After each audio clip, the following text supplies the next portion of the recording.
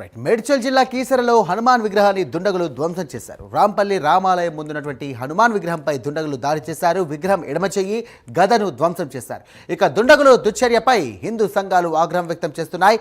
ఘటనపై కేసు నమోదు చేసినటువంటి పోలీసులు దర్యాప్తు ప్రారంభించారు. సీసీ ఫుటేజ్ ఆధారంగా విచారణ చేస్తున్నారు. హనుమాన్ విగ్రహంపై దాడికి దిగిన వారిపై కఠిన చర్యలు తీసుకోవాలని హిందూ సంఘాలు కోరుతున్నాయి.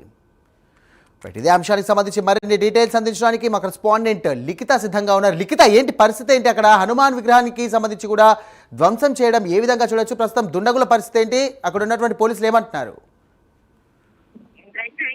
ఖచ్చితంగా కూడా ఇది చూస్తున్నట్లయితే హిందూ సంఘాలను రెచ్చగొట్టడానికి చేస్తున్న దుశ్చర్య అనేది క్లియర్ గా కనిపిస్తుంది. ఎందుకంటే గత కొద్ది రోజులుగా చూస్తున్నట్లయితే ఆ హిందూ దేవుళ్ళ ఆలయాల పైన కావచ్చు, అదే విధంగా వారి విగ్రహాల పైన కావచ్చు ఈ యొక్క దాడులు అనేటివి కొనసాగుతూనే ఉన్నారు. ప్రభుత్వం దీనిపైన ఒక నివేదిక వేయడం కావచ్చు, ఇట్లాంటి చర్యలు చేస్తున్న వాళ్ళని పట్టుకొని అసలు వాళ్ళ మోటివ్ ఏంటి అనేది తెలుసుకోకుండా ఒకవేళ దొరికిన వాళ్ళు ఎవరైతే ఉన్నారో వాళ్ళు మందు తాగినారు లేదా పిచ్చి వాళ్ళు అంటూ చెప్పడం కావచ్చు, అదే విధంగా ఇతరత్ర వేరే రీజన్స్ తోటి ఆ యొక్క విగ్రహాల ధ్వంసం చేసిన వారిని వదిలిపెట్టడం, ఇతరత్ర మిగతా పనులకు సంబంధించి వారు ఎవరు అనే విషయాన్ని పూర్తి స్థాయిలో తెలుసుకోకపోవడం అధికారుల నిర్లక్ష్యం ప్రతీకగా నిలుస్తుంది. అదే విధంగా అసలు ఈ యొక్క విగ్రహాలు ధ్వంసం చేస్తే మమ్మల్ని ఎవరు ఏం చేస్తారు అనే ఈ యొక్క